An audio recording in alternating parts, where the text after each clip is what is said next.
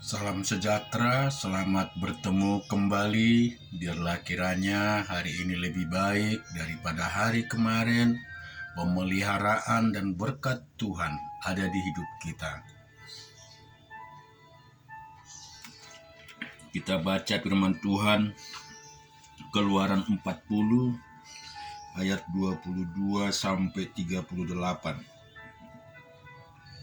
Ditarunyalah meja di dalam kemah pertemuan pada sisi kemah suci sebelah utara di depan tabir itu.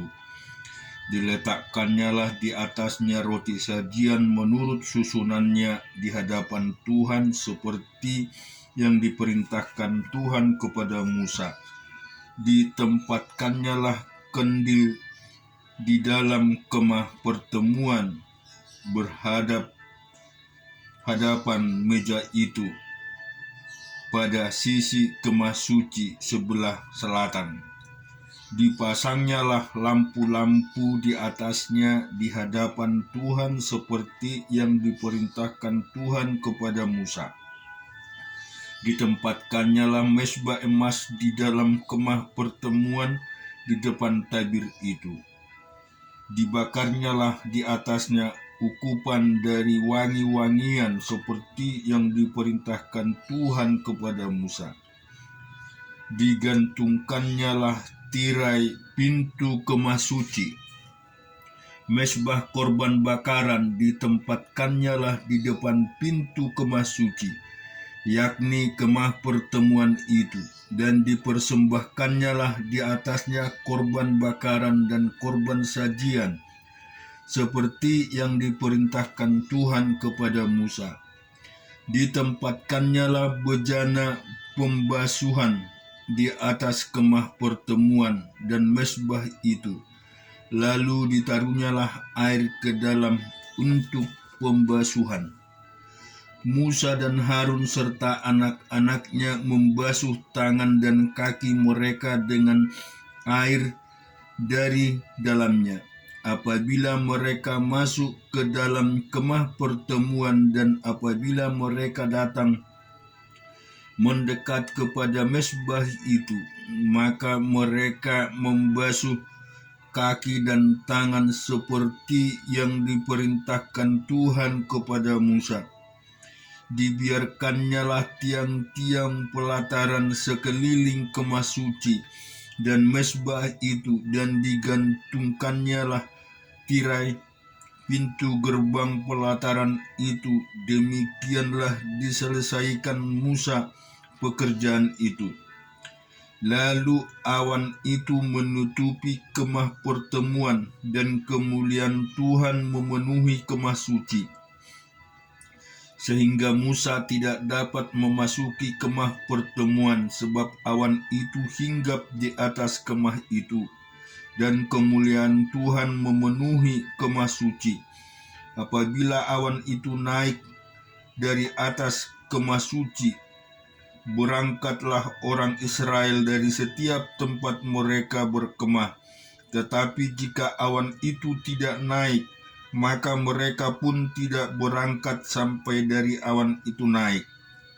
Sebab awan Tuhan itu ada di atas kemah suci pada siang hari, dan pada malam hari ada api di dalamnya, dan di depan mata seluruh umat Israel pada setiap tempat mereka berkemah.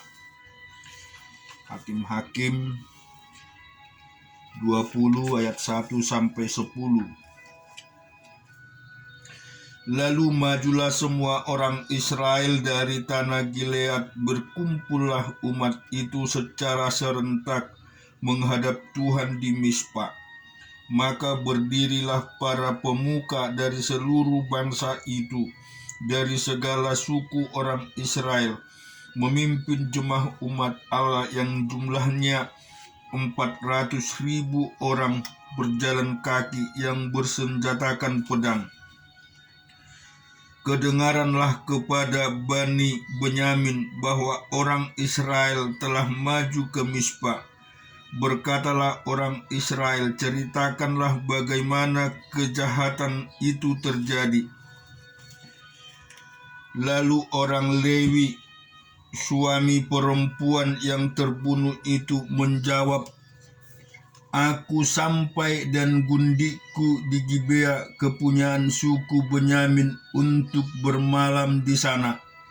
Lalu warga-warga kota Gibea itu mendatangi aku dan mengepung rumah itu pada malam hari untuk menyerang aku. Mereka bermaksud membunuh aku, tetapi gundikku diperkosa mereka sehingga mati. Maka kuambillah mayat gundikku, kupotong-potong dia dan kukirim ke seluruh daerah milik pusaka orang Israel. Sebab orang-orang itu telah berbuat mesum dan berbuat noda di antara orang Israel. Sekarang kamu sekalian orang Israel telah ada di sini. Berikanlah di sini pertimbanganmu dan nasihatmu. Kemudian bangunlah seluruh bangsa itu dengan serentak sambil berkata, "Seorang pun daripada kita takkan pergi ke kemahnya, seorang pun daripada kita takkan pulang ke rumahnya. Inilah yang akan kita lakukan kepada Gibea, memeranginya dengan membuang undi. Kita akan memilih dari seluruh suku Israel 10 orang dari tiap-tiap 100, 100 orang dari tiap-tiap 1000, 1000 orang dari tiap-tiap 10.000, untuk mengambil bekal bagi laskar ini, supaya sesudah mereka datang, dilakukan kepada Gibea Benyamin setimpal dengan segala perbuatan noda yang telah diperbuat mereka di antara orang Israel." Kemudian kita akan baca di Ayub 29 ayat 16 sampai dengan 25. Ayub 29 ayat 16 sampai 25.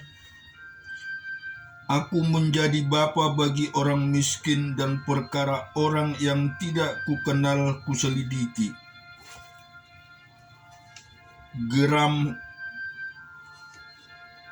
Geraham orang curang ku remuk dan meremuk mangsanya dari giginya.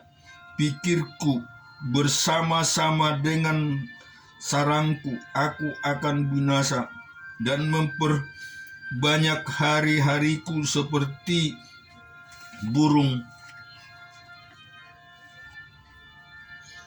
Phoenix. Akarku mencapai air dan embun bermalam di atas ranting-rantingku. Kemuliaanku selalu baru padaku, dan busurku kuat kembali di tanganku. Kepadakulah orang mendengar sambil menanti, dengan diam mereka mendengar nasihatku. Sehabis bicaraku, tiada seorang pun angkat bicara lagi, dan perkataanku menetes ke atas mereka. Orang menantikan aku seperti menantikan hujan, dan menadahkan mulutnya seperti menadahkan hujan pada akhir musim. Aku tersenyum kepada mereka ketika mereka putus asa, dan seri mukaku tidak dapat disuramkan mereka. Aku menentukan jalan mereka dan duduk sebagai pemimpin. Aku bersemayam seperti raja di tengah-tengah rakyat, seperti seorang yang menghibur mereka yang berkabung." Perjanjian Baru di Matius 19 ayat 1 sampai ke 12.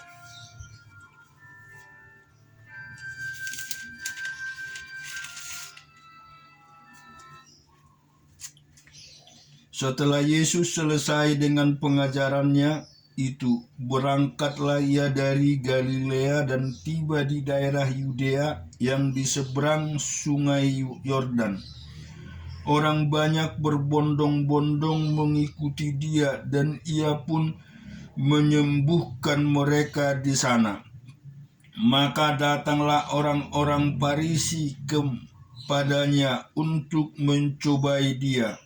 Mereka bertanya, apakah diperbolehkan orang menceraikan istrinya dengan alasan apa saja? Jawab Yesus, tidakkah kamu baca bahwa Ia yang menciptakan manusia sejak semula menjadikan mereka laki-laki dan perempuan? Dari firman-Nya, sebab itu laki-laki akan meninggalkan